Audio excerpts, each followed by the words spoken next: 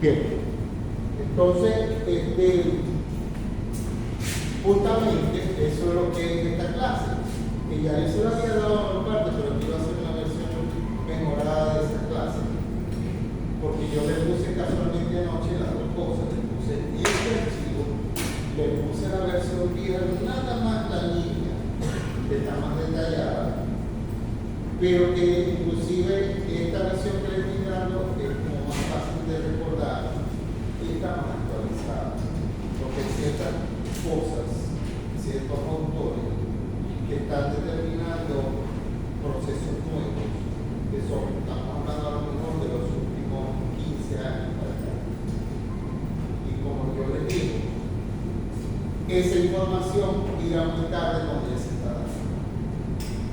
No hay libros específicos, son artículos escritos en las redes especializadas en arquitectura o que hoy en día todo lo que son los sitios para inteligencia artificial está haciendo revisión heurística, o sea, los conceptos heurísticos y el razonamiento profundo que llaman de todas estas cosas que nos están devolviendo esa información valiosísima sobre lo que está pasando hoy contemporáneo, porque tenemos que partir de ese proceso de la disolución del proceso moderno, ¿verdad? Que ya habíamos visto desde ya 45 en adelante hasta la década de los 60, ya lo hemos visto que hay dentro de ella dos fases de la modernidad.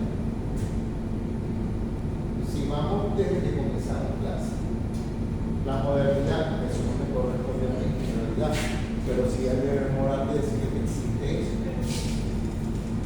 que la profesora de Historia 3 o el profesor de Historia 3 que les haya tocado debería haberle dado un poco esa visión.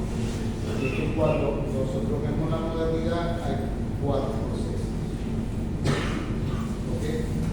Están los antecedentes modernos que comienzan en el siglo XIX.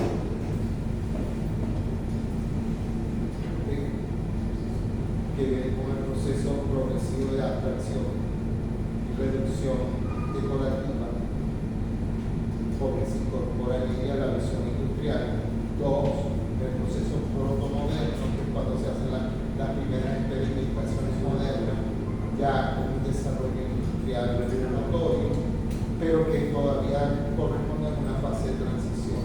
Hay presencia del proceso artesanal y decorativo del siglo XIX, pero al mismo tiempo hay un proceso inicial de abstracción de la arquitectura y que va más hacia los intentos de introducir la primera racionalidad, vamos a decir, funcionalismo. Ya cuando termina la Primera Guerra Mundial, comienza entonces el proceso de lo que llaman modernidad heroica, ¿okay? Que es cuando se dan los primeros modelos reales de la arquitectura moderna.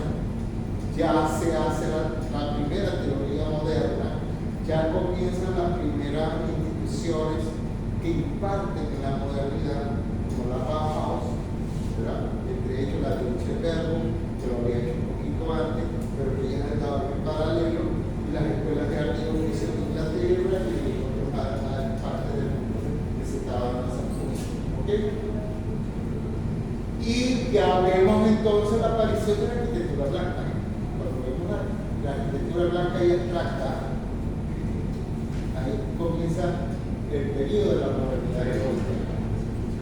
Esa palabra la deben recordar, porque yo no estoy seguro si ustedes en esa materia, Historia 3, vino un autor que se llama Rainer Banham.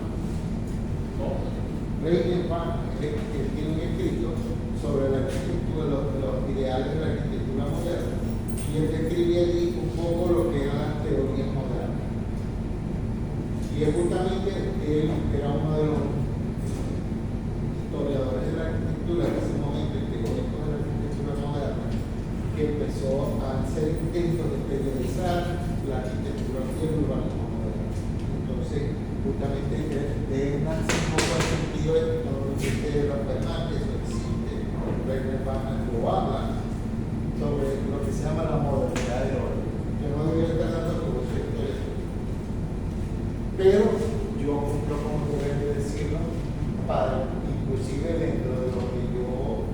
veo y sé, conozco de toda esta parte de la periodización histórica, ¿verdad?, referente al siglo XX, en el cual se da ese proceso. Pero parece que ese proceso es moderno. Claramente es moderno, no hay presencia de otra cosa. Habrá una cosa que otra por ahí escondida, lo que llaman disidencias al escritor. Pero bueno, esos son muy raros. Que hay poco, por cierto, hay muy pocos arquitectos que han esa línea. Parece mentira, pero escondidito ahí y hecho el tonto, uno de ellos era Alvarado. Y el otro era Franklin Wright, pero un poco más, Franklin Wright un poquito más conservador. Quizá Alvarado fue un poquito más atrevido en esa línea. ¿Ok? Y se habla entonces de lo heroico porque aquí aparecen las formas nuevas.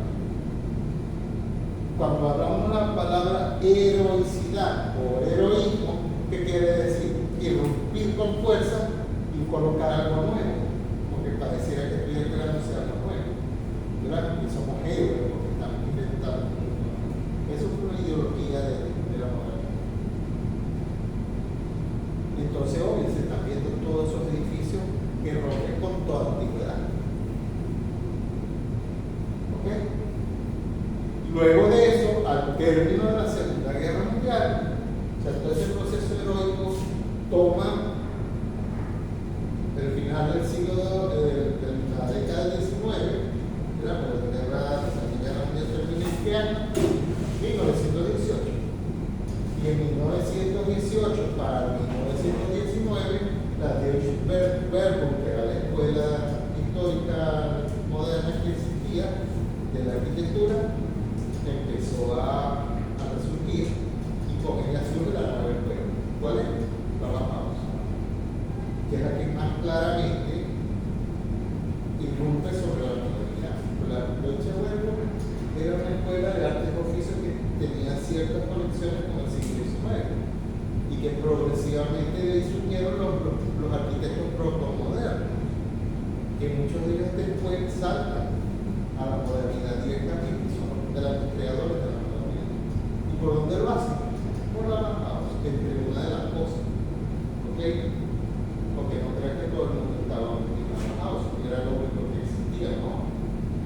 Cuando vemos la modernidad hay muchas cosas, hay muchas escuelas, hay muchas tradiciones, tanto en el mundo europeo como en el mundo americano, como en el mundo euroasiático.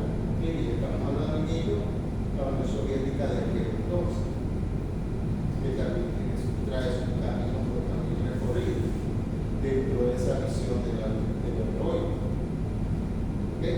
Entonces, cuando termina la Segunda Guerra Mundial, porque entre los periodos de guerra, entre guerras, hubo una evolución arquitectónica, pero al mismo tiempo un proceso de reconstrucción. Que justamente esa reconstrucción sirvió para probar los modelos modernos. ¿Ok? Porque por consecuencia de la guerra, de la violencia de la guerra, la destrucción de las grandes ciudades europeas, ahí comienza el proceso de renovación de las ciudades. En el caso europeo, y no crean que solamente en Europa, también en los Estados Unidos y en Latinoamérica. ¿Okay? Y entonces, a partir de ese momento, en el 45, que está otra virulencia también, hay un proceso de destrucción mucho mayor de las ciudades europeas, que no se dio hasta donde yo sé, ciudades norteamericanas, no. ¿Okay? O por lo menos nunca ha sucedido hasta ahora, en el cual también hay proceso de reconstrucción y se prueba ya prácticamente la época más dura de la modernidad. A partir de ese momento, obviamente, las intervenciones son bastante agresivas, duras, demasiado rígidas, deshumanizadas, totalmente industrializadas, y aparece el proceso crítico. Cuando aparece ese proceso crítico, dentro de la modernidad aparecen las transformaciones del modelo.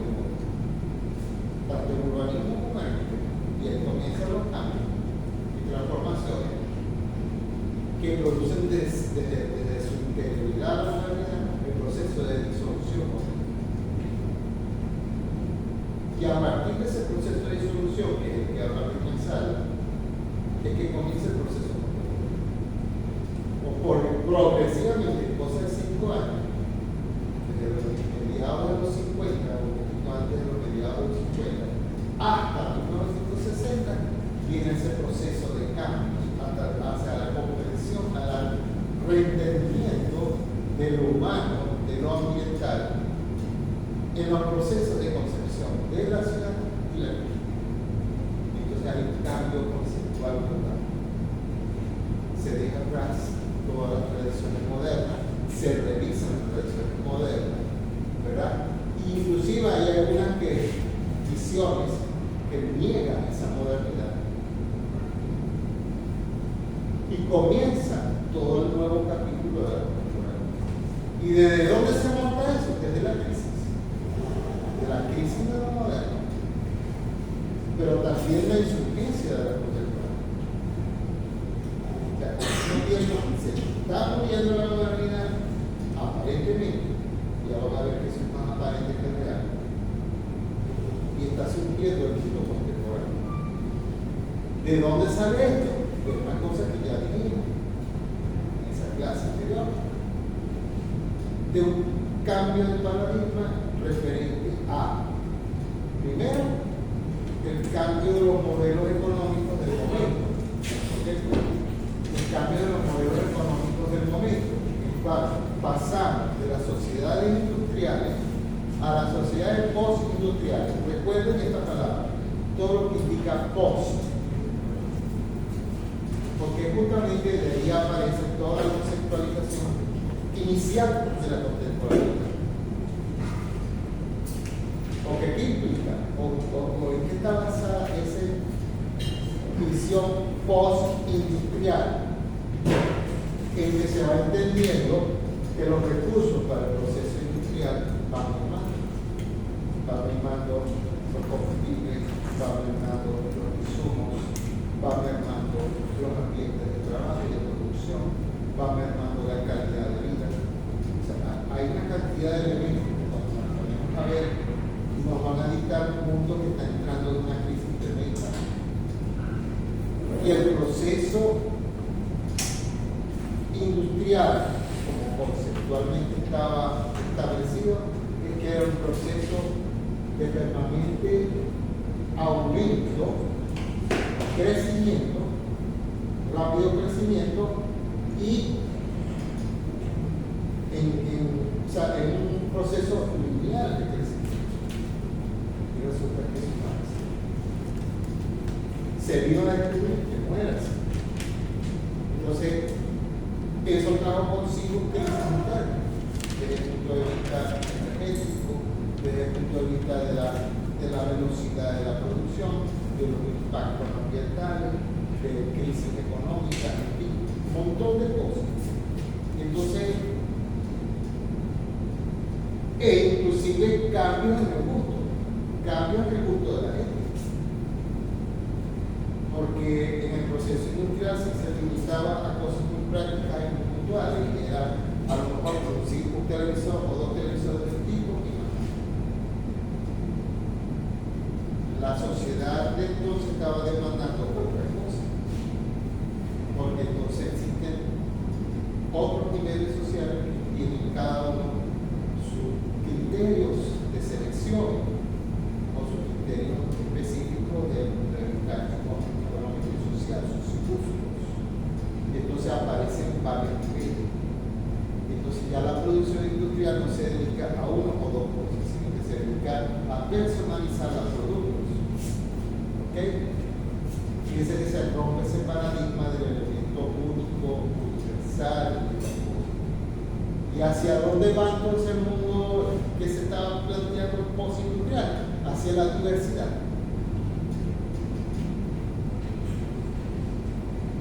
Y además de eso, lo complejo del proceso, porque cambian los sistemas de producción, cambian las tecnologías, cambian las características de cómo obtener recursos, los ciclos de reposición de materiales, los ciclos desde el punto de vista de uso energético, de disponibilidades energéticas, ¿okay? Las demandas en general. Entonces, obviamente, hay un cambio de mentalidad en lo fundamental de ese proceso. Y eso es lo que llaman las sociedades post-industriales. Todos los países del mundo estaban en eso. Y más los Estados Unidos y Europa. Yo diría que los Estados Unidos más que la propia Europa. ¿Okay? Sobre todo, viéndolo desde lo que estaba sucediendo a final de la década de los 50 y lo que va a comenzar a suceder. ¿Okay? La crisis de los países productores de insumos energéticos y los productores, o sea, los que son países que hacen fabricación de parte de alimentos. ¿Quiénes son esos países? Los países industrializados, de primera línea. ¿Quiénes son los que suministran los países del tercer mundo? Vamos al tercer mundo, esa palabra que se usó y que sigue todavía en cierto sentido, ya ha decaído esa visión, porque ahora no llaman tercermundistas, son países de desarrollo, que son los países que poseen los recursos. Pero independientemente de tener los recursos o no, también depende de la naturaleza, de cosas que no la controla nadie. ¿Ok? Porque esos recursos están limitados en la naturaleza. Hay recursos que son renovables, que los procesos orgánicos naturales de la tierra los puede volver a restituir, pero hay otros que no. ¿Quién restituye el petróleo? ¿Quién produce el petróleo? No. Eso está ahí en los procesos geofísicos de la tierra y ya está. Se acaban los recursos y se acabó. ¿Ok? Eso no lo puede restituir nadie. Alguien que me diga que si existe el petróleo artificial. No, sí. Sintético de petróleo. Es un proceso totalmente geológico y natural. ¿Ok? Que hay formas de extraer en la naturaleza el petróleo en forma artificial. Sí, sí, hay el famoso fracking, pero eso también tiene sus limitaciones y tiene sus riesgos grandes también. Trae problemas ambientales gravísimos.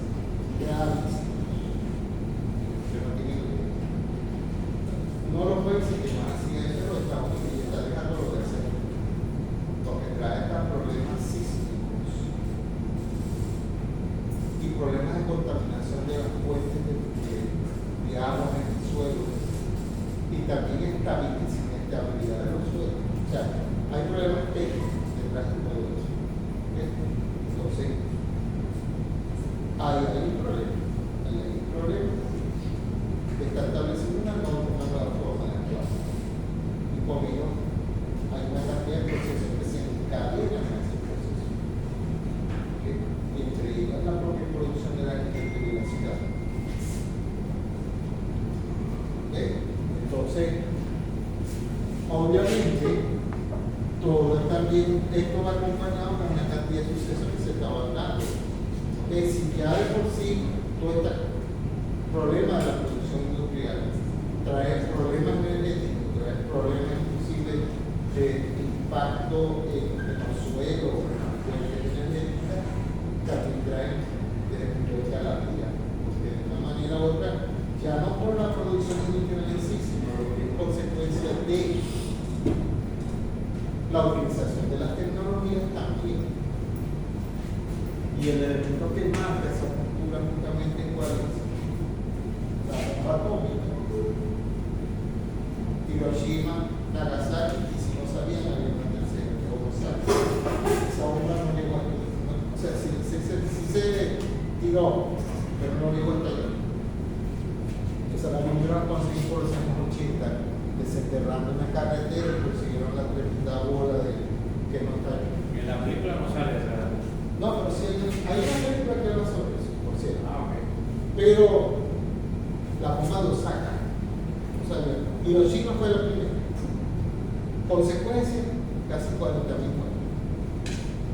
Nagasaki fue la segunda. Creo que no sé si tuvo casi 80 o 90 mil. Y si hubiese sido la tercera, hubiera sido peor ahora. La que se usó en 3 días hubieran habido casi 500 mil. ¿Se imaginan ese impacto? No solamente de lo que es la vida, del precio de la vida y el afán de dominar la situación a través de una forma violenta. Eso creó unas condiciones morales dentro de los científicos, de los que usan y producen la tecnología, dentro de los políticos y dentro de la gente. Y todavía ahora es peor. En este momento, en 2026, eso está volviendo a resurgir y con una fuerza mayor. Porque las bombitas de Hiroshima y Nagasaki tienen de 3 toneladas, ¿verdad? De 2-3 kilotones. Ahora están las bombas, las más pequeñitas de 20 kilotones, son como 20 veces el poder destructivo. ¿Se pueden imaginar? Ya no es que destruye una ciudad, puede destruir un país entero, sin dar la cara. O una región entera. O sea, volarse un país. O sea, esa bomba está creada, pero la tienen guardada. Claro, porque esos son medios disuasivos. A menos que venga un loco a romper un botón porque le dio la gana y al uso. Eso puede suceder también. Es parte de la locura humana. Por eso no más se lo ocurre a una persona que está alocada. Primero deshumanizada. Una persona que está enajenada. O sea, digo que está ciego. O sea, destruirse a sí mismo. Debe ser que cree que va a tener un botón y él va a salir en una nave espacial y se va a salvar de otro planeta. Él va a ser consecuencia y se va a ir por todo lo demás. Pero así es la brutalidad humana a veces. Como el ser humano puede ser muy inteligente y creativo, pero también puede ser muy destructivo y torpe. Es un problema bien serio. Dentro de una cátedra de geoestrategia y por política internacional y nada de esto, pero quieranlo o no, eso es así. Y eso trae un cambio de conciencia, de una situación de alerta a la gente. Y nos pone en una situación crítica muy importante. ¿Qué pensar de todo esto? Y de cómo actuar frente a esto. ¿Cómo podemos detener locuras como esa? Ojo, y ojo que lo estoy diciendo. Yo no soy ni me interesa promover ni un movimiento, nada, no me interesa eso ni soy militante de los malos. Pero sí hay que tener conciencia. Es un debe ser moral de todo ser humano, independiente de la posición que tenga, porque está por encima de la vida humana.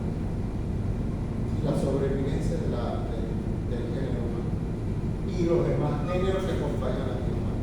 ¿Sí? Pues esa es la situación. Y eso es lo que nos trae el cambio hacia lo que sería la década de los 60, en donde está ya todo esto. Y justamente la década de los 60, ya lo vamos a ver un poquito más detallado. Ahorita lo voy a hacer más rápido así para ya lo veamos un poquito más detallado. No voy a detallar tanto de este momento. Pero fue una época de crisis terrible en todos los niveles de lo que se nos ocurre hablar. Desde lo político, lo económico, lo social, desde las artes, de la arquitectura, de la visión sociológica, de las comunicaciones. O sea, es tremendo el cambio. ¿Por qué? Porque está estallando muchas cosas al mismo tiempo. Está estallando inclusive las sensibilidades ambientales, las sensibilidades sociales. Hay como toda una cuestión reivindicativa de todos los países, no solo. Esta crisis no nace en Latinoamérica y en Venezuela, sí la recibe. Pero esto se da más potente en Europa que en los Estados. Por una cantidad de razones que ya la vamos a desarrollar. de los 70 o sea, vamos a decir que los 60 fue una época de caos, y una época de estallido múltiple en todos los aspectos humanos y tecnológicos, porque inclusive aquí se empieza a hacer la carrera espacial, empieza a ver todo lo que es la visión del hombre desde fuera, del antiguo debate. O sea, hay un cambio de visión importantísimo de la humanidad. Ya no se ve la visión desde la superficie de la Tierra, sino se ve la dimensión de la Tierra dentro del universo. Hay un cambio de visión en ese aspecto amplio, en un contexto mucho mayor. ¿Okay? Entonces, yo diría que inclusive en un cambio de universo lo que pasó en el Renacimiento, porque ahí es donde se descubre los grandes científicos que la Tierra, aparte de ser redonda, está girando sobre el Sol. ¿Okay? Aquí estamos descubriendo y estamos confirmando eso. Es decir, una visión que la tecnología va a permitir ver ese fenómeno fuera de la visión terrestre. Y hay un cambio dimensional en esa visión. ¿Okay? Y eso nos va a conducir, parece mentira, pero desde el punto de vista de la arquitectura y la ciudad nos va a conducir a un cambio que antes no se conocía. O sea, le va a agregar a la arquitectura y al desarrollo urbano una visión geocéntrica, en el cual la vida se puede proteger desde la misma tierra, pero también se puede tener desde fuera de la tierra. O sea, hay una dimensión distinta que lo va a traer el desarrollo de la alta tecnología. Ustedes recuerdan cuando hablamos un poco lo que estaba pasando en la década de los 50, sobre todo al final de la década de los 50, todos aquellos movimientos de la arquitectura como Archigram, el grupo de los metabolistas, el grupo, por ejemplo, de todos estos arquitectos que trabajaban, por ejemplo, los domos geodésicos. Eso no surgió porque somos muy innovadores y queremos de una forma mayor. No. Eso trae consigo un cambio de pensamiento que no se tenía antes, que tiene que ver con una visión utópica, pero ahí se convierte en realidad. Porque detrás de ello lo que es la nueva forma de cómo podemos ver el desarrollo de la vida y la sociedad a través de recursos tecnológicos que lo protegen. Y ahí aparece ese concepto de la visión de las biosferas, por el cual van a hacer todas estas cosas que nacen desde la arquitectura y la ingeniería. Pero que hoy en día eso se está volviendo a retomar. Hoy en día, ahora que vienen las misiones hacia la Luna, y hacia Venus y hacia Marte, se va a desarrollar aún más, porque inclusive ya existen modelos probados, si no lo saben. A veces no lo vemos porque no lo quieren mostrar, porque eso es parte de un secreto de Estado o de una marca tecnológica que quiere proteger, vamos a decirlo así, una protección de la propiedad intelectual de esas cosas. Entonces, y porque están en fase de prueba, pero ya no están entrando en fase de prueba, ya están listas para ser producidas. De hecho, ya hay hechas. Y si no me lo quieren creer, vean lo que pasó en la década de los 80 con la Estación Espacial Internacional. Finales de los 80 comenzando los 90. Ahí está la creación de una biosfera para la investigación científica. Y esto no venía desde los 80, venía de antes. Y eso lo voy a demostrar. ¿Okay? Entonces, fíjense hacia dónde van las cosas. Van hacia el rescate de la vida, a la valoración del natural, a preservar las relaciones humanas, ¿okay? El cuidado del ambiente, todas esas cosas.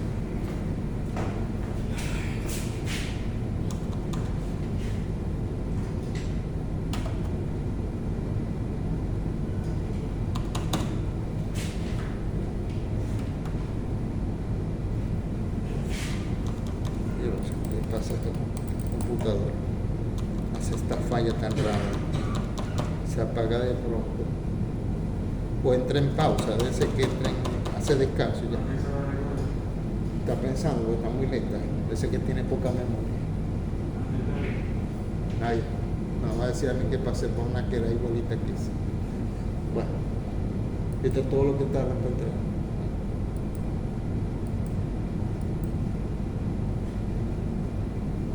Bien, entonces la década de los 60 sirvió para eso. Se puso a prueba muchas cosas que ya desde aquí se venían pensando, pero cosas nuevas que se venían presentando según la situación de cambio en el ambiente cultural del momento, de ese momento. Parece mentira, pero esto que estamos viendo lo estamos volviendo a vivir. Ahora en esta ya estamos en la segunda década del siglo XXI. Aquí lo estamos volviendo. Y yo diría que con agravantes mayores y con riesgos mayores. Porque si se ponen a ver desde aquí hasta la actualidad, echen cuenta cuántas décadas han pasado. De 60 años. Y en 60 años es mucho lo que ha mermado muchas cosas. Es mucho lo que ha cambiado y evolucionado, si se puede hablar de la evolución. Son muchos los problemas que se vienen acumulando. El crecimiento poblacional ha sido mucho mayor en todo ese largo proceso. La contemporaneidad igualito hace siglos. Por eso es que fíjense que esa es la comprobación de cómo la vida, de la visión histórica y la contemporaneidad cambia. Que pareciera que viene un proceso en cambio, pero al mismo tiempo van haciendo lo que llaman loops. Bueno, y están van y vienen, o sea, van hacia atrás para ir adelante, van hacia atrás para ir adelante, o al revés. O sea, hay una total mutabilidad en los sucesos de la humanidad. Por eso es que el concepto de la historia está. ¿Y parte de qué? Desde la cotidianidad. Y de allí es que vienen las proyecciones de ese proceso, de la revisión del pasado, para alguna razón desde el punto de vista crítico, revisar procesos, traer lo que sea válido, lo que no sea válido, descartarlo, o crear una nueva posibilidad, un planteamiento nuevo que mejore las condiciones presentes y así sucesivamente para mirar al futuro. Porque en el futuro no sabemos qué es lo que viene. ¿Podemos hacer predicciones estadísticas? Sí. No somos adivinos, porque no tenemos ese poder, pero la ciencia sí me puede decir las probabilidades estadísticas de las cosas que puedan pasar. Y eso, como se hacía en la modernidad, ya no se puede hacer. La planificación como tal para el tiempo futuro no se puede hacer de la misma manera, sino que hacerlo en pocos años, porque no sabemos si en 5 años hay un cambio drástico de cosas y lo que podemos planificar ya no va. Hasta eso, o sea, el cambio de la idea de progreso desaparece. La planificación en sí, como se planteó siempre originalmente, también desaparece. Entonces la planificación no la podemos hacer a tan largo plazo, sino a corto plazo, en la medida en que se va logrando objetivos, entonces ahí vamos viendo cómo vamos avanzando según cómo esté la situación. ¿Okay? Partiendo siempre del orden.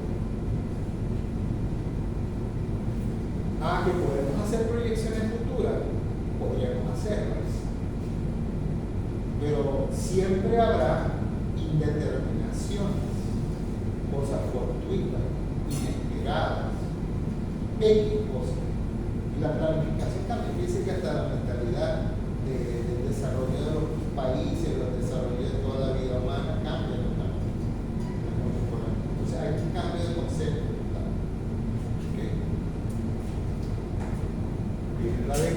70 y se intensifica la crisis energética. Inclusive en los países que más sufren eso no somos nosotros los países latinoamericanos, es Europa y los Estados Unidos, sobre todo los Estados Unidos.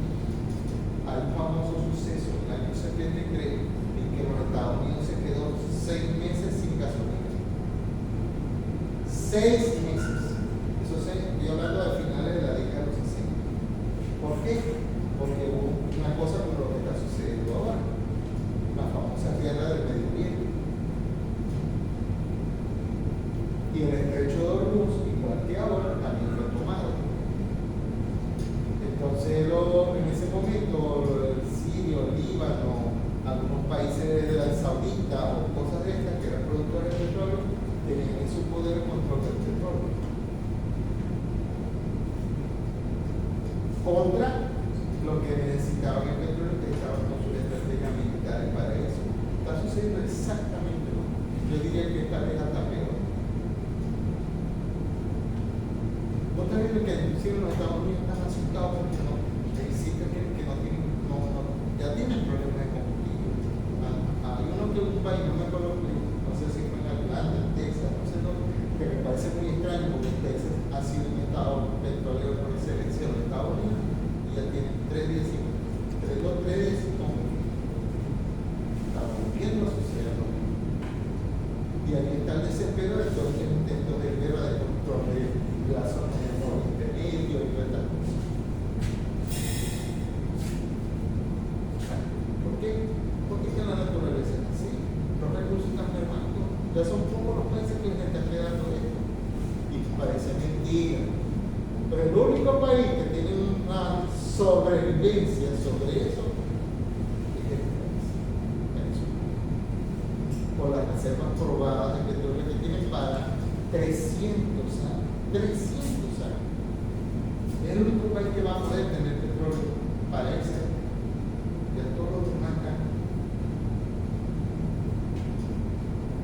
Entonces, eso implica el desarrollo de una tecnología. Yo no sé si están viendo por ahí, sobre todo en algunos países de las zonas del Caribe y aquí mismo en Venezuela también, hay zonas donde están ya empezando a hacer sustituciones tecnológicas para eso.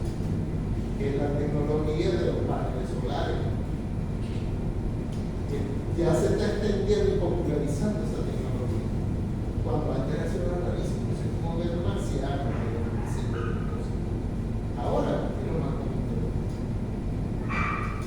Porque ya hay países que no pueden acceder a esos combustibles fósiles y tienen que ir a la tecnología alterna. Todo va a venir así. A partir de la década de los 80 es que se tiene la conciencia clara y comienza el problema de la sensibilidad ambiental y la sostenibilidad. En la década de los 80 es que comienza primero toda la teoría sostenible, el desarrollo sostenible, que trae 3 aspectos muy importantes, pero vamos a ver más detalle en unidad 3. No la voy a detallar ahorita. Pero el económico, lo ambiental y lo ambiental y lo social, que son los 3 elementos que son parte de esa visión de la sostenibilidad, pero por sobre todo la capacidad de resistir los cambios. La capacidad de resistir los cambios, o sea, la adaptabilidad, la flexibilidad, en el cual se conciba todo tipo de desarrollo en una sociedad. Y eso va a estar metido inclusive en lo que sería la forma de hacer arquitectura y la forma de hacer ciudad. En ese mismo momento, parece mentira, se está desarrollando por primera vez, porque no quiere decir, vamos a decir que el primer oleaje de esta tecnología vino de los tiempos de la Segunda Guerra Mundial, y se pospuso, porque se tuvo que profundizar obligatoriamente aquí en la década de los 60, que es la tecnología informática, la computadora. Pero ¿cómo era? ¿Cómo? Que es lo que yo decía hace rato, que venía de qué? Del cambio de la tecnología, porque antes los sistemas electrónicos eran tubos de vacío. ¿Me parece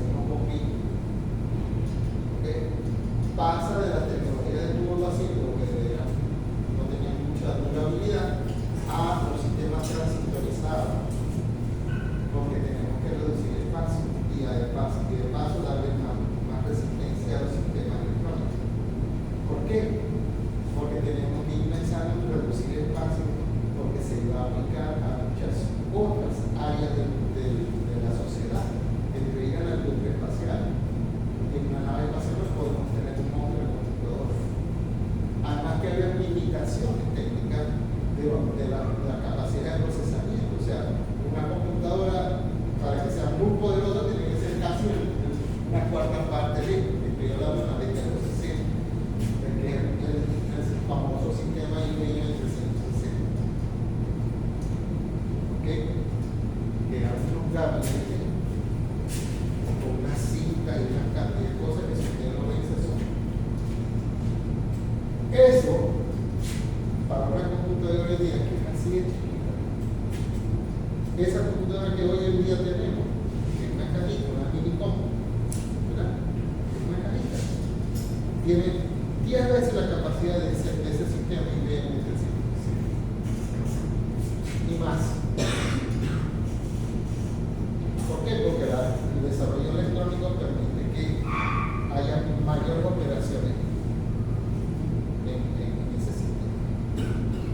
Porque el avance tecnológico, la miniaturización, una cantidad de capacidades tecnológicas que se van desarrollando permiten que la computación lleve a un nivel de profundidad mayor. Entonces, aquí, en los años 80, ya las computadoras empiezan a entrar en el hogar. Ya se empieza a popularizar la computadora, porque se ha reducido tanto el tamaño que se reduce a una cajita. Yo me acuerdo cuando yo comencé a estudiar, si ustedes cuando yo comencé a estudiar arquitectura en esta facultad, la única, creo que había 3 computadoras. Yo entré en septiembre del 80, el segundo semestre del 80. Las 3 únicas computadoras que estaban, una era para los procesos administrativos y la otra tenía el profesor Andrés Echeverría y Andrés García, que estaba aquí en extensión, y era una máquina, sí, chiquita. Era todo, parecía un maletín, porque estaba todo, el CPU más el monitor, y tú lo agarrabas así. La Apple Macintosh 1, que fue la primera máquina popular, vamos a decirlo así, junto con la IBM en ese momento. ¿Okay? Que era una máquina bien pequeña, pequeñísima, pero todavía tenía pobrecita. Y se introdujo la tecnología de disquetes para poder grabar información.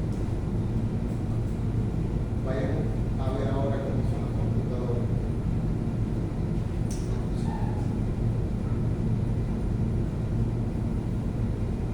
Una Ryzen 7 o una Ryzen 9, que tiene una cajita así chiquita, tiene la capacidad de 20 computadoras.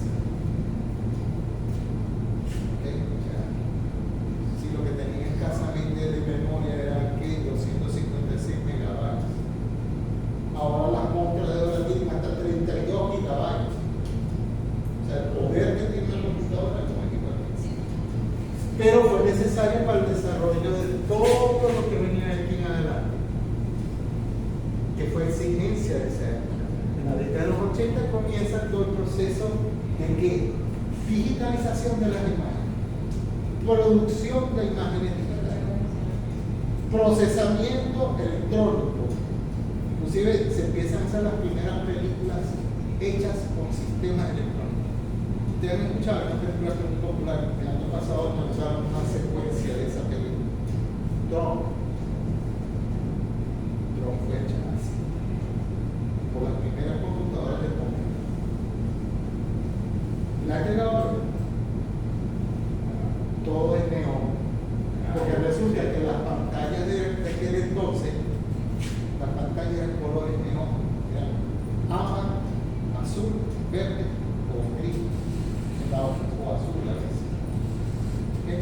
Entonces la película desarrolla esos colores neón, los carros, los trajes, los ambientes, física, porque típico de donde viene la propia tecnología en sí, de los monitores, del uso de los sistemas fluorescentes, de las pantallas fluorescentes, los tubos catódicos que en un momento formaban parte de los famosos monitores de la que tenían mucha profundidad.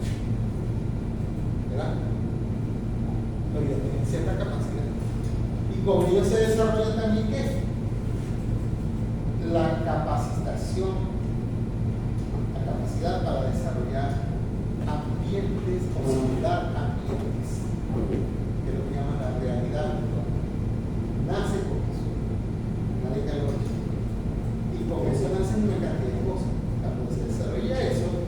cadena, se desarrolla eso para otras cosas, para las películas y para los videoclips televisivos. ¿Okay? Hay una empresa que nació con eso, la MTV, ¿se acuerdan? Todavía existe. La MTV fue la pionera en eso de las materias televisivas.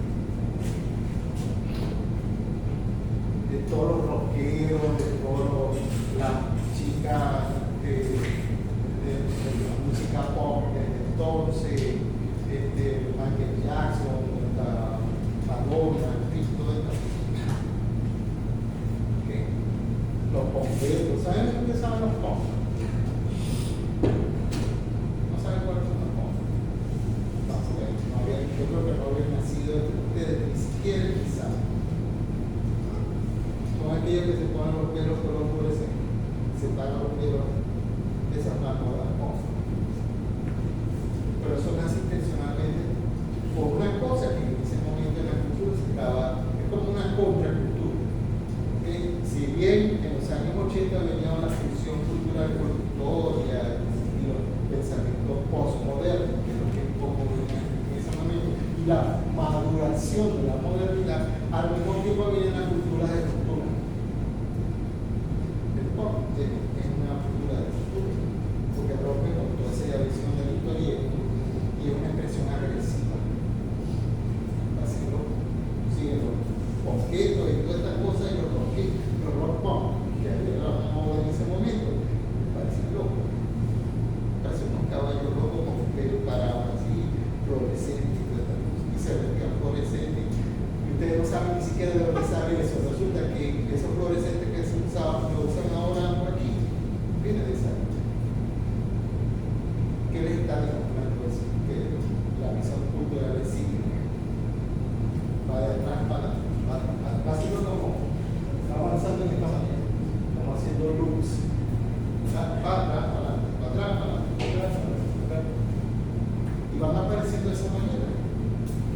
Pasa la década de los 90 y ahí viene la tercera fase del desarrollo tecnológico de la informática, porque no solamente se popularizan las computadoras, sino que aparece la laptop, se hace más portátil todavía, y aparecen otras cosas, ustedes se mueven por ella y dan la vida por ella y se matan la cabeza cuando no lo tienen.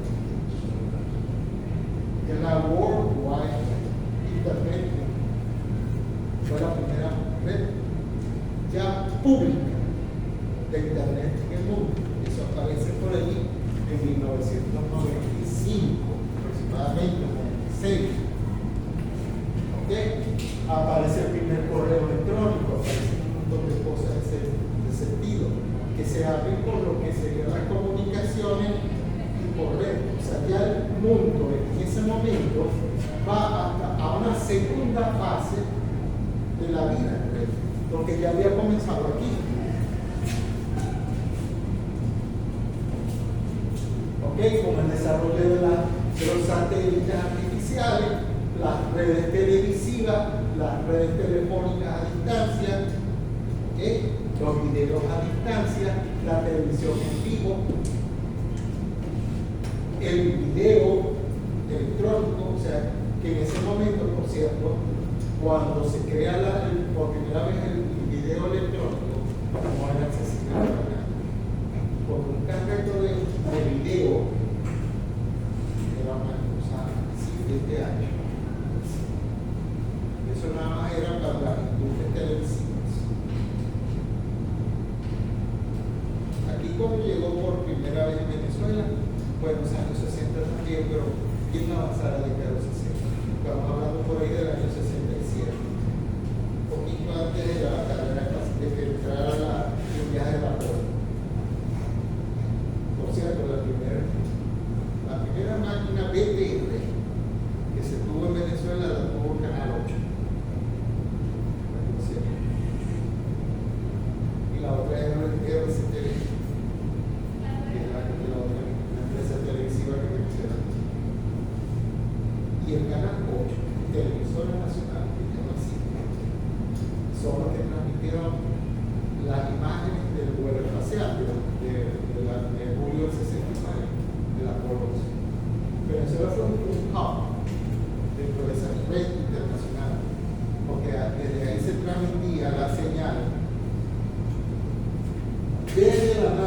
echar desde el vapor a los satélites y de los satélites llegaba a tierra a Camatagua. Y eso no interesa, no. Está ahora razón. Y todavía existe. Ese sistema existe por cuanto la NASA y si no lo sabían, Maracaibo fue el otro paso. Aquí, por allá por cerca de San Francisco, tuvieron una antena.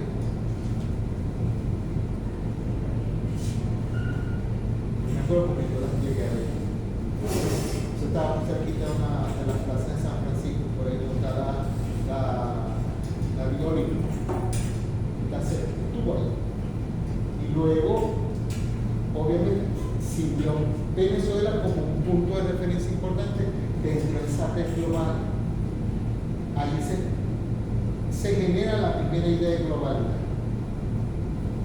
¿Okay?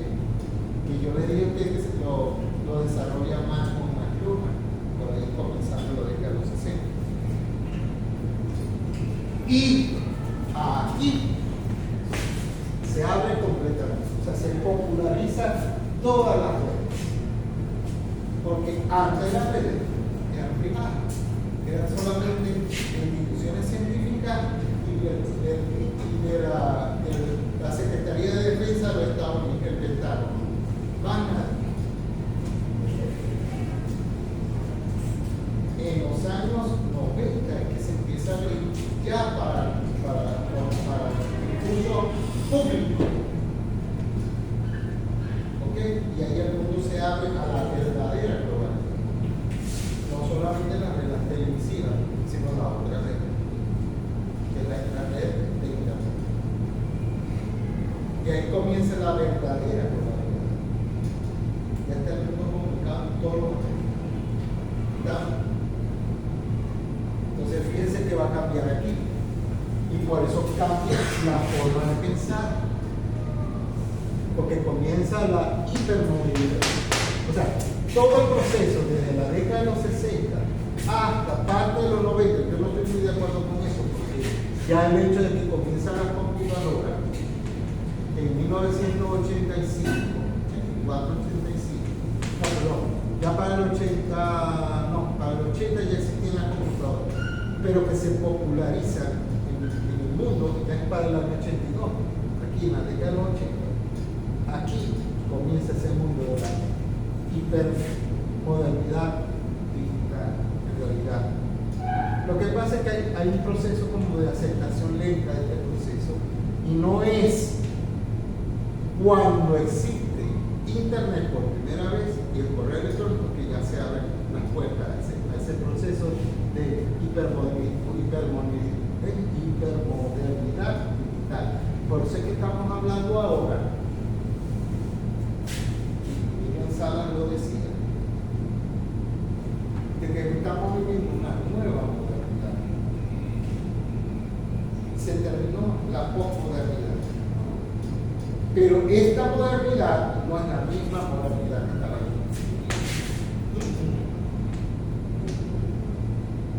Ya esta modernidad, por supuesto, marcada esa modernidad por la presencia tecnológica, la tecnología es amigable e interactiva. Aquí se abre el mundo de la interactividad. Entonces, al existir ya las fórmulas interactivas, ya comienza el mundo de la digitalización, a la de computadora, a inclusive aparecen los primeros sistemas MP3, grabación casera, la primera cámara web. Aparecer todas esas cosas, ya comienza el mundo digital. Ya por los finales de los 90, ya nosotros estábamos así. Yo me acuerdo, mi segunda computadora fue así. Estoy hablando de los 96, 97 aproximadamente. ¿Ok? Que en aquel entonces era nada más correo electrónico y poder hacer software para procesamiento de datos. Cuando comienza aquí en el 2000, que viene una crisis del sistema cultural, porque viene una crisis de la neoliberalidad que ya venía de aquí, revolución cultural de la década de los 80, aquí empieza a cambiar las cosas otra vez.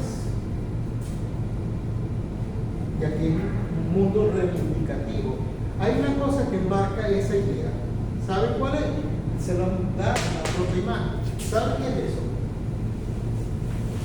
Las torres gemelas, que agarraron, bueno, hay tantas teorías, no voy a volver a especular, pero el hecho mismo de que un símbolo del sistema industrial y financiero de los Estados Unidos, sobre todo la ciudad de Nueva York, que fue la Trade World Center, el sitio donde se hacen los negocios internacionales en la ciudad de Nueva York, la hayan puesto dos bombas y cosas de minutos y cayó esas dos torres y hace el hecho del derrumbamiento de un sistema cultural. Una crisis tremenda, otra crisis. Siempre va a haber una crisis en cambio. Unas violentas, unos por cambios tecnológicos rápidos, otros por cosas de crisis sociales o a lo mejor energéticas. ¿Ok? Y en este caso, con cosas muy terribles. Aquí comienza la debate de casi todos los sistemas de interdependencia. Y tiene una fase terrible que estamos viviendo ahora. Esto que estamos viviendo ahora está planificado hace 30 años. Y por supuesto siempre hay países renuentes porque de una manera se oponen a eso y lo hacen violentamente, porque se dice que eso es un ataque planificado por grupos guerrilleros del Medio Oriente, señaladamente del Medio Oriente para los platos por real o por mentira, no lo sé, porque también se dice que también hubo un caso de especulación financiera detrás del poder para comprar un seguro. O sea, y todo lo que dice la verdad, eso es comprobado por nunca puede ser. Hay una comisión de la Asociación Americana de Arquitectos y de la RIMA de Inglaterra, especialistas, hicieron estudios de las Torres Gemelas y lo que descubrieron es que las Torres Gemelas se derritieron y son de estructuras de acero. ¿Cómo puede ser posible que en cosa de menos de una hora una estructura de acero de la más alta calidad se derrita como una cera? Porque las piezas que consiguieron estaban totalmente derretidas. Y para que un acero se derrita, tiene que pasar más de 2500 grados. Entonces eso no se derrumba porque le cae un avioncito que a lo mejor desarrolla 300 grados de temperatura por ciento.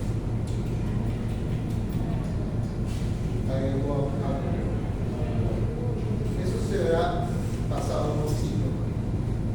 Cuando ya los culpables no van a existir en esta tierra, no nadie les va a hacer nada. Por su locura. Pero bueno, sí, hay una explicación técnica detrás de eso. Entonces, bueno, pero es parte de la miseria que estamos viviendo en estos últimos 30 años.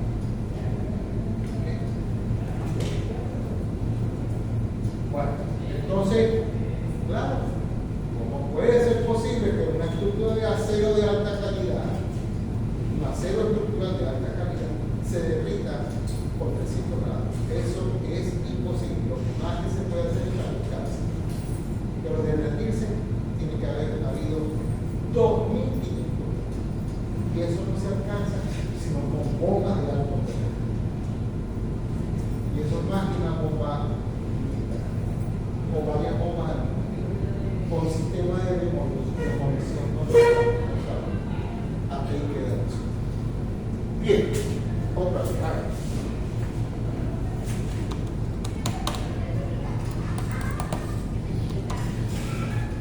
Bueno, entonces a partir de ese momento, vamos a ver si reacciona.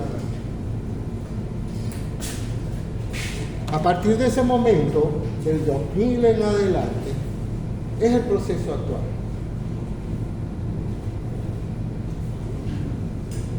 Entonces, ¿qué vamos viendo? Es el desarrollo del mundo hiperconectado. hiperdigitalizado. Todo se lo comen las redes sociales. Todo vienen por simulaciones de la realidad. ¿Okay? A veces algunas que son reales y otras inventadas. ¿Por qué? Porque viene todo un desarrollo de la computación que va a permitir, primero, la creación de imágenes artificiales. Y eso es lo que se llama realidad virtual. Parecen reales, pero no son reales, son totalmente artificiales.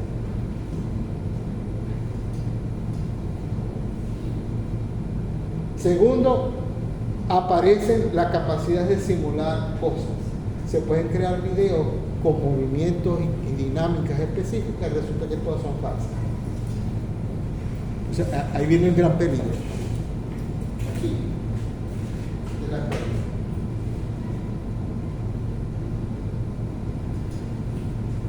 Viene un mundo que ustedes podrán fastidiarlos. Quizás yo pido disculpas por eso, porque ya son culpa mía. Pero el mundo contemporáneo está tan lleno de información. Porque es que esa es la característica de este tiempo. La sobreinformación que pone a sobretrabajar el cerebro. Y obviamente los seres humanos llegan a un momento de agonía. Y llegan a un momento que a veces no tienen la capacidad para comprender todo lo que está sucediendo al mismo tiempo. Y eso mismo, la tecnología, va permitiendo entonces desarrollar la capacidad de que darle instrumentos a las personas para que vayan asimilando esa información en la medida que les sea útil.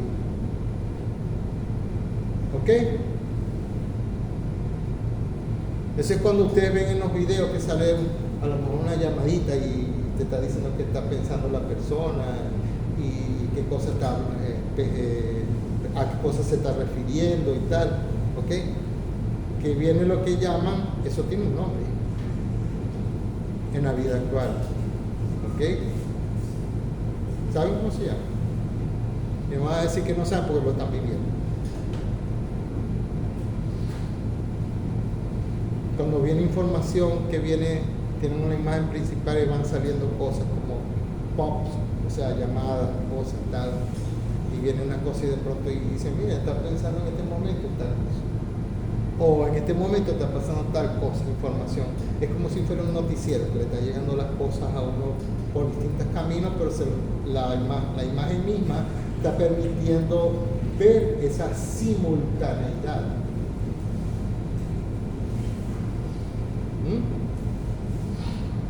Eso se llama realidad aumentada. Y esos son términos muy propios de este tema.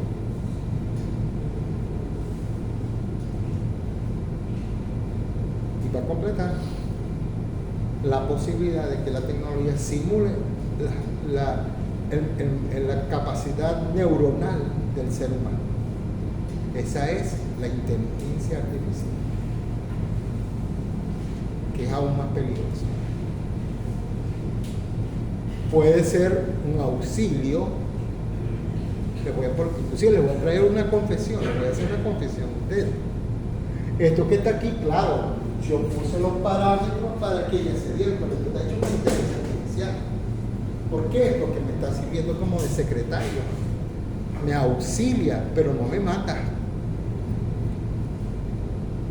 El ser humano tiene que controlar el sistema tecnológico, no al revés. No es que el sistema tecnológico vaya a controlar al ser humano, porque eso sí es un peligro. De hecho, ya han pasado varias cosas. Hace un año atrás, un laboratorio, no sé si fue en Japón o no me acuerdo en qué parte, tenía un sistema de inteligencia artificial y era tan eficiente y tan autónomo que empezó a funcionar él solito. Y empezó a tomar órdenes. Y es tan peligroso que tienen la capacidad de conectarte con esos sistemas y tú no sabes si te activa un sistema de defensa en alguna parte del mundo. Porque te hackea a lo mejor un sistema de bases misilísticas o porque tiene un módulo de pensamiento en el cual permite esas capacidades de control de defensa y todas estas cosas. ¿A usted les parecerá como películas de ciencia ficción o de esas detectivescas? Pero eso es real.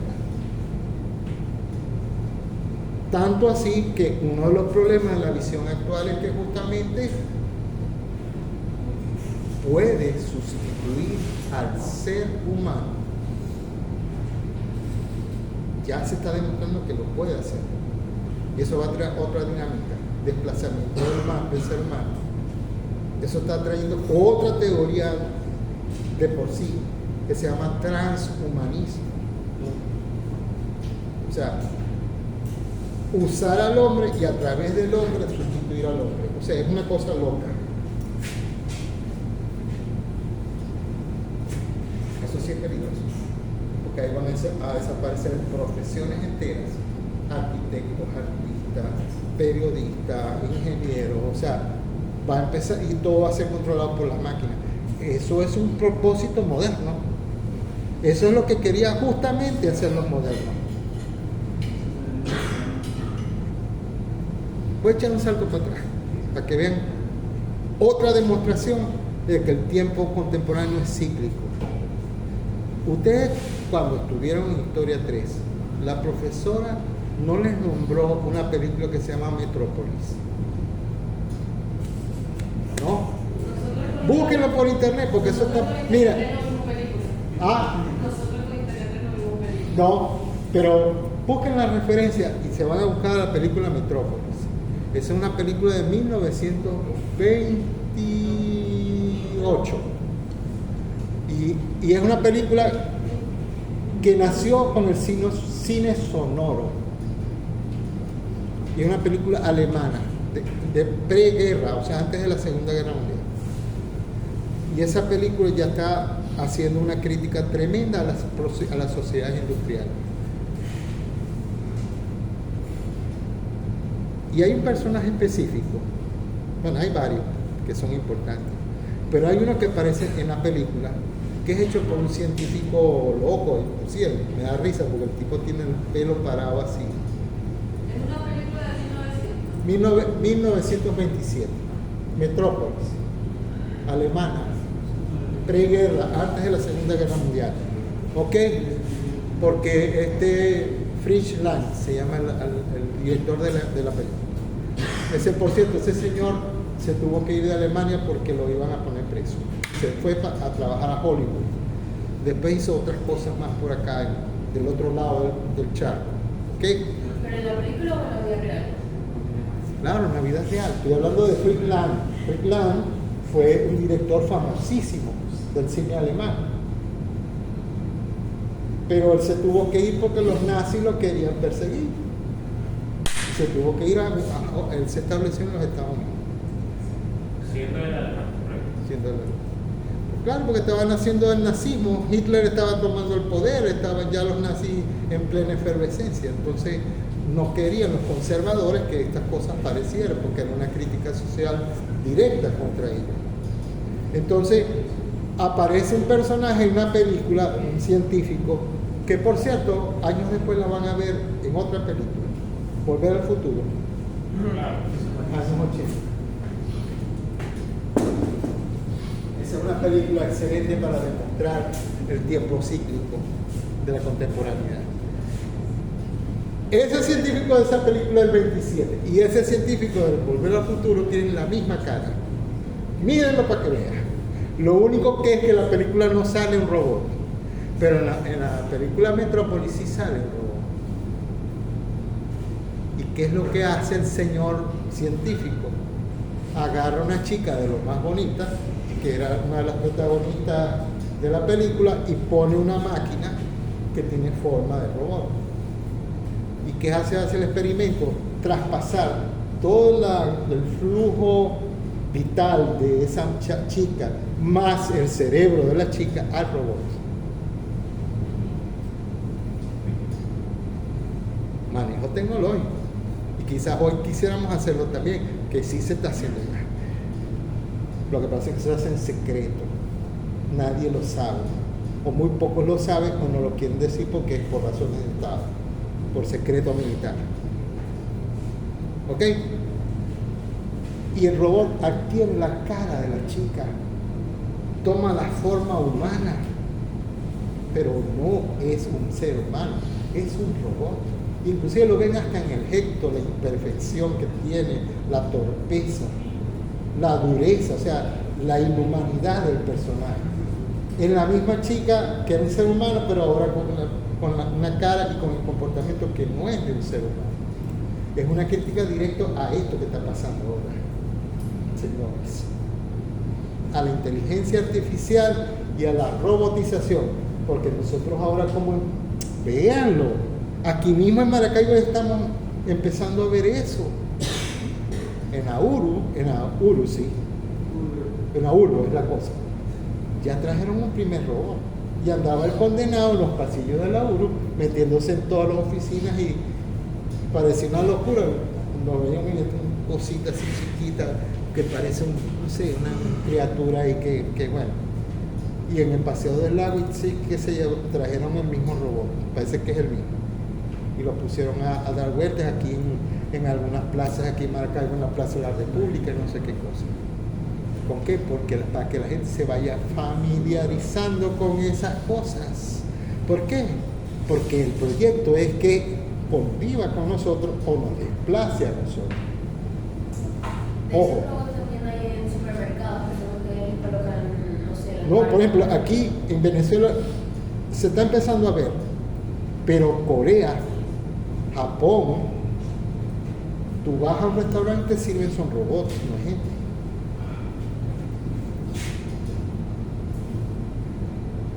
Cuando a mí me agrada que me atienda un ser humano, en cambio el robot viene, quizás tenga alguna habilidad de cortesía, es decir, ay, perdónenme, me equivoqué, voy a cambiar el plato, te lo dice, y dice, ay, se voltea.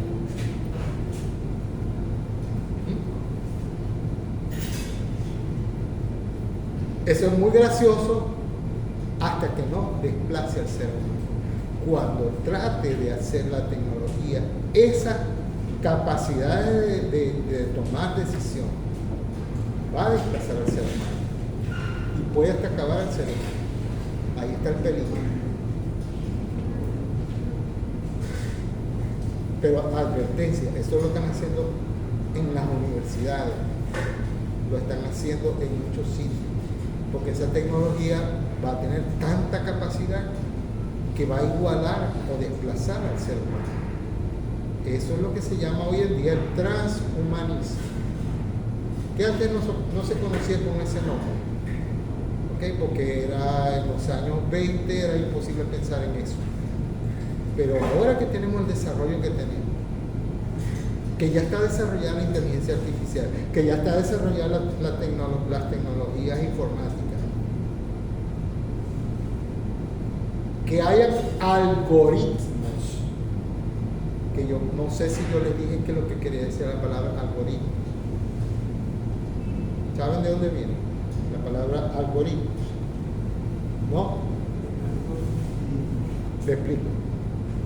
Ustedes, cuando entraron a la facultad, ustedes entraron de una manera muy distinta como entramos nosotros. Ojo, no quiere decir nada por vanagloriarse ni nada, sino que fue una experiencia distinta.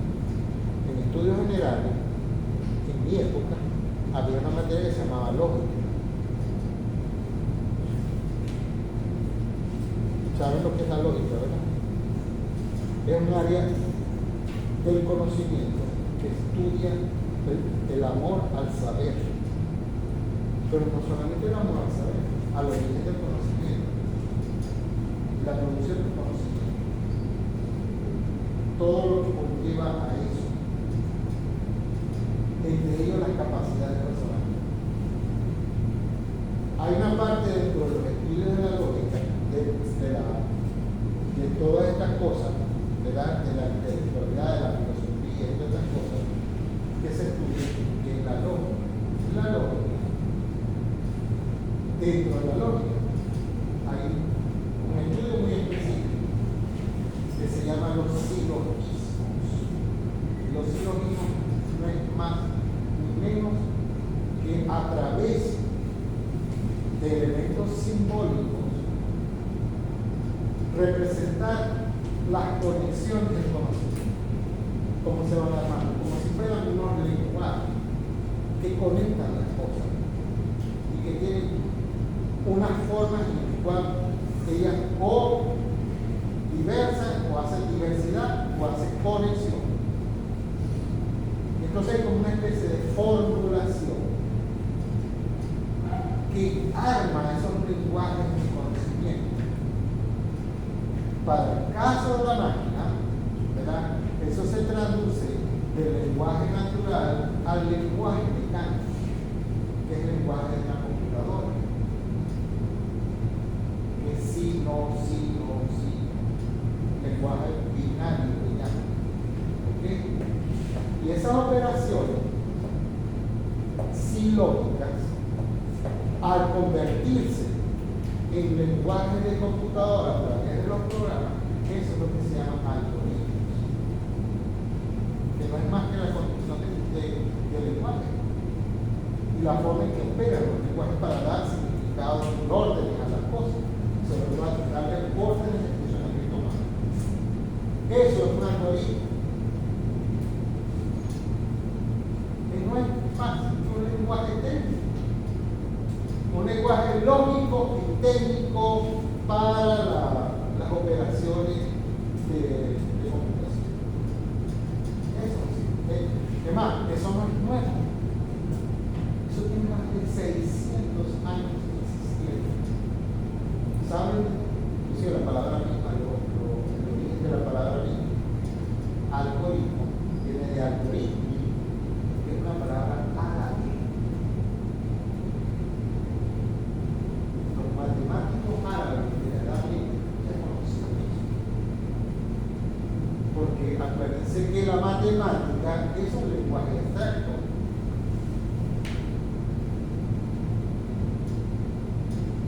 Pero el lenguaje de la matemática es numérico. El lenguaje para la construcción del conocimiento no es necesariamente numérico. Es de conexión de elementos.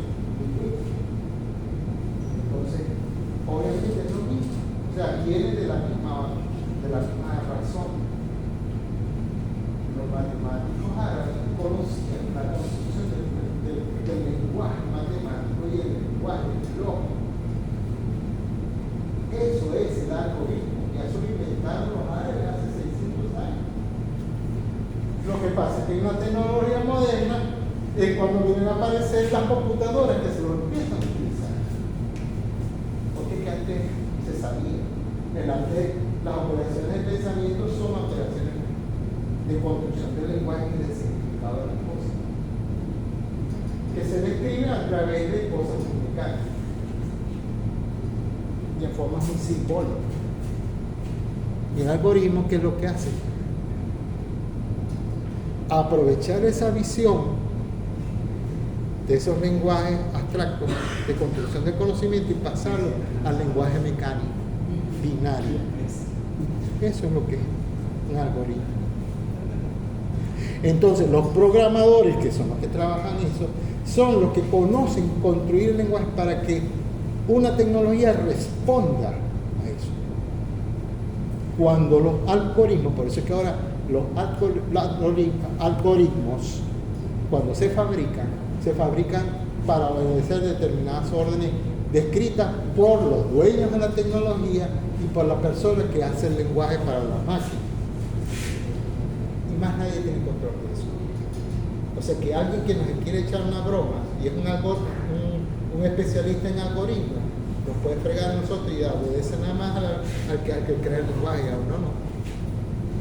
Ahí está el peligro de los algoritmos y por eso es que eso no se lo había dicho yo en la clase anterior, porque habíamos hablado del postestructuralismo como la visión dinámica y cambiante de la sociedad y el pensamiento humano. Pero aquí viene el dominio del pensamiento algorítmico a través de la computadora, la inteligencia artificial. Ahí está el peligro. Porque la inteligencia artificial, si no tiene control, es un peligro para la propia humanidad. Pero si lo controlamos, es una tremenda ayuda.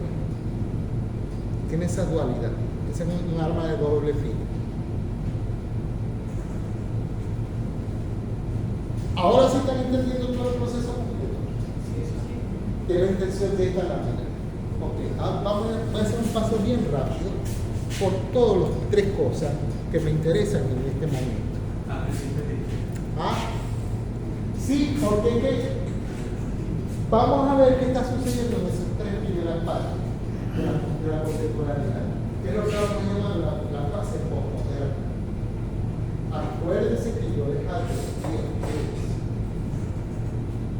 Hablar de posmodernidad está influido en la contemporaneidad, pero la posmodernidad no es toda la contemporaneidad. ¿Por qué? Porque la posmodernidad desaparece al aparecer toda la sociedad neomoderna o hipermoderna, como le quieran decir. Sobre lo que habían mandado para el día de la tarea. Bueno, no, eso es lo único que falta. Todo lo demás yo lo puse anoche. Esto que están viendo ahorita, más lo que vamos a ver que falta, es el tema 2. Este tema 1. Okay, ya yo se lo coloqué aquí. Sí, la verdad es que estuve buscando el correo para dar la actividad y no le encontré. No, porque no está puesto todavía. Esperen entonces que yo lo termine de revisar. Aquí me puse la tele de la mañana. Por eso mismo, ando así como que no creo que son ustedes nada más. Lo que pasa es que yo estoy experto y ya tengo resistencia de 38 años. Ustedes hablan, ay, que no puedo, que no se me tiene, y me matan a la mamá y la mamá la mortifica. Pero eso es normal, cuando eso es tan complejo. Ustedes se cobran para que estudiar que estoy viendo estas cosas. Qué locura. ¿Cómo agarro yo todo esto? Porque usted tiene que aprender a hacer redes, conocer las redes, cómo están conectadas estas cosas, porque esa es una realidad contemporánea, no la podemos hacer. No es porque el profesor sea malo, o porque los quiere mortificar a los pobres niños, no, que esta realidad es compleja hasta para aumentar.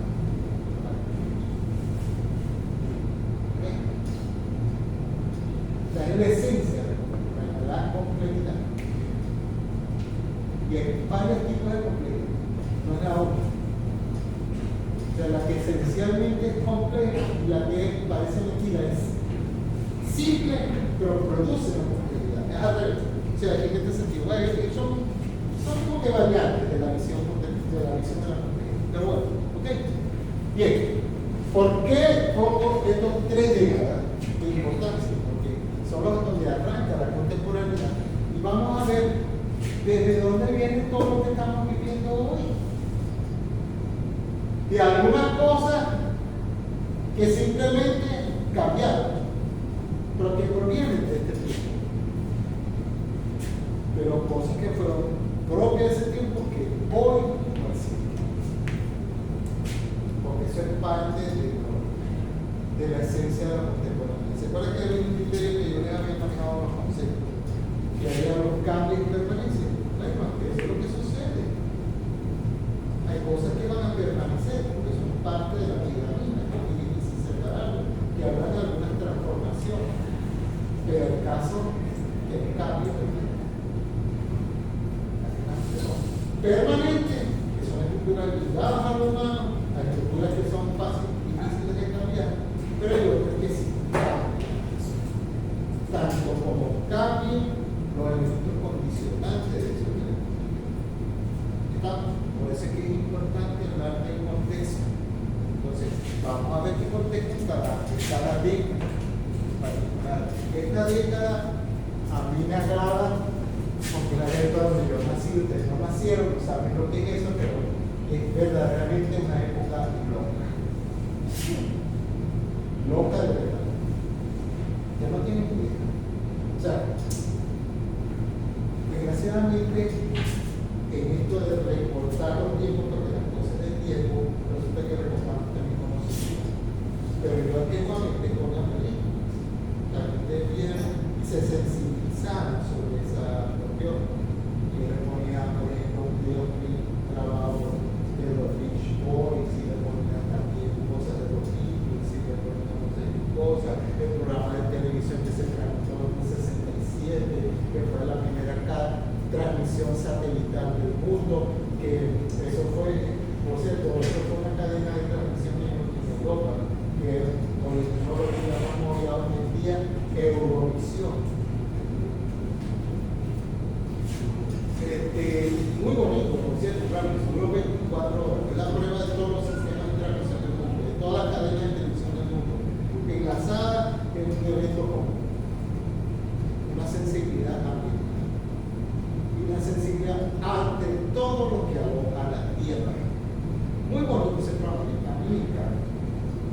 Dicen que originalmente fue grabado en blanco y negro, pero posteriormente vi unas versiones en color y la versión de la luz. O sea, el esplendor de los colores, la misma vivacidad de todo lo que se ve, es un mundo en plena vida, vamos a decirlo así, hace honor a lo que fue.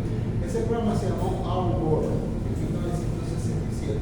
La cadena que originó eso fue la BBC de Londres, pero después no tuvieron varias cadenas de televisión.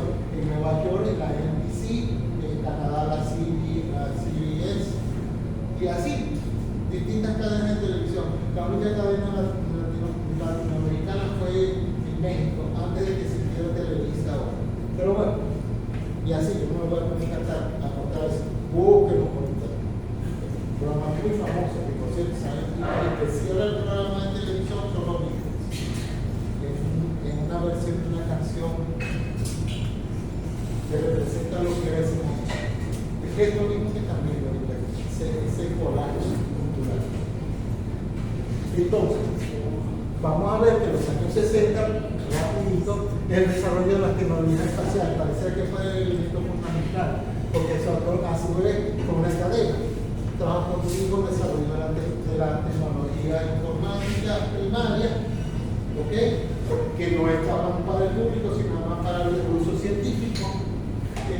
Lo que son el desarrollo de las tecnologías espaciales en sí, los satélites y todas estas cosas, la inauguración de los sistemas de comunicación global, por primera vez se prueban las cadenas de televisión internacionales a través de la transmisión satelital, todo este tipo de cosas, que un ejemplo de eso es ese programa, se llama Our World, Nuestro Mundo.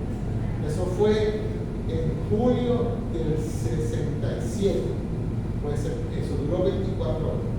En los días exactos ahorita no me acuerdo, pero sé que fue en julio del 67 y el que cierra el programa de televisión es con una canción de los Beatles. Muy bonita canción. ¿Okay? Me acuerdo que yo tenía todas esas cosas en una computadora y lo aprendí. Todos sus programas. Todavía se pueden rescatar, pero todavía están en las redes. ¿Okay? A cada fanático de esa vida, de esa época, que todavía conservan algunos. Se inauguran las comunicaciones globales con los satélites artificiales, el Telstar especialmente. Por cierto, aunque le dé risa, hay una canción dedicada al Telstar, una canción pop de esa época, que se llama así, la canción se llama Telstar, un grupo norteamericano.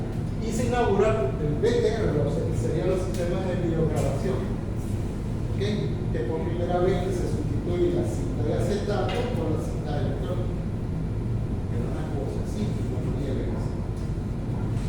El único que tenía en Venezuela eso era venezolanos en televisión en ese momento, todavía no se llamaba venezolana en televisión, era Canal 8, era la cadena CBTV y RCT. Por cierto, Remy Torino, ¿lo han escuchado? Es uno de los que inaugura esa tecnología, que grabó todos sus programas de televisión. Inclusive inauguró la televisión a color en Venezuela también, en el 74, el primer intento de televisión a color, que aparece en esta época también. ¿Ok? Sí. Era periodista. Él, no, era locutor, pero una persona muy valiosa en su tiempo, muy visionaria. Conocía muy bien el manejo de las redes televisivas, porque él trabajó en los Estados Unidos en la CBS, y estudió en la BBC de Londres, también en una escuela de televisión ahí. Los movimientos políticos eran importantísimos porque estaban los derechos civiles, todos los movimientos pacifistas, aparecen los hippies, el espíritu liberal, todo lo que era desarrollo de la salud, lo que sería la protección, la liberación del sexo y todo lo que sería la protección ligada a eso. O sea, ya se estaba desarrollando la anticoncepción, de estas cosas. O sea, ya se pueden imaginar qué tipo de sociedad se está viendo en ese momento. ¿Okay? Será totalmente explosivo, abierto. ¿Okay? Y obviamente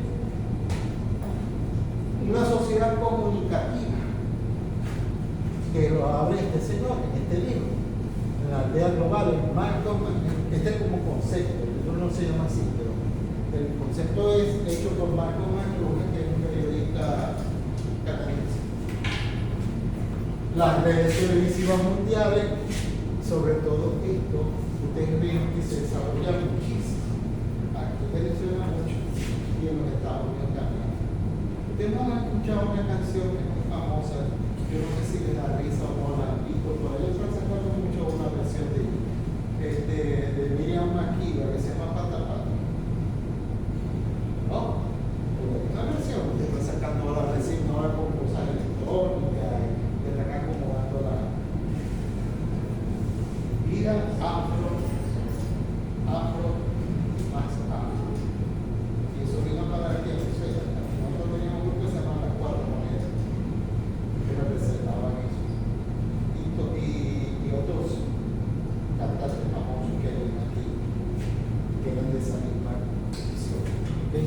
Y sobre todo por eso que él decía, Latinoamérica empieza a surgir como un elemento importante en la cultura del mundo. Y esto, sobre todo, marcó muchísimo la bipolaridad.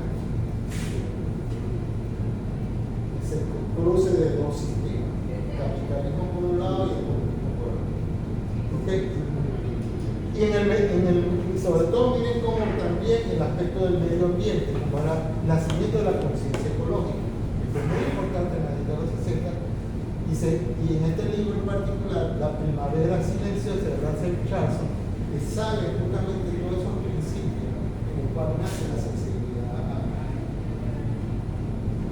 Claro, se hablaba de la paz, del amor, el símbolo famoso de las tres pandillas y todas estas cosas, ¿verdad? Que por ahí no sé si estaba un cristal. ¿Saben por qué tres pandillas? ¿Saben lo que quiere decir los tres deditos? La paloma de la paz. ¿Saben que la paloma siempre es el símbolo de la paz? Sí. Bueno, hay un proceso de abstracción. No te ponen la paloma, pero si te ponen algo que te recuerda a la paloma, que son sus patitas. ¿Qué es un sistema de comunicación, un lenguaje común en su época? Pero la escritura es importante. Renato de Foucault nos habla entonces del código virtual. Y esto es una representación del código virtual. Si este es la paloma, ustedes saben que es una paloma, porque saben que están sus patitas ahí. Bueno, depende. Depende. Porque ya lo digo, pero yo veo el símbolo ese con las letras CND, yo busco más a enfocar las letras en el símbolo. O sea, no hay que ver una paloma. Bueno, sí, eso es mucha relatividad. Y hay una alteración de toda la realidad. Hay un poquito de la presencia de los psicodélicos.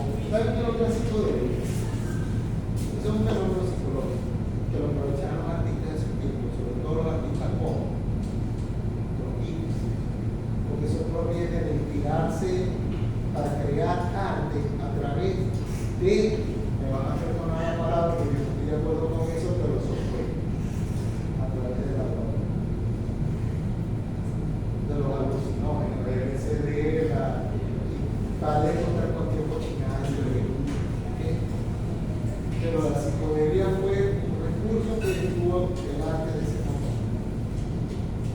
Que el recurso que se utilizó fue horrible, sí, pero la creatividad era tremenda, porque es una cultura de los 90 entonces.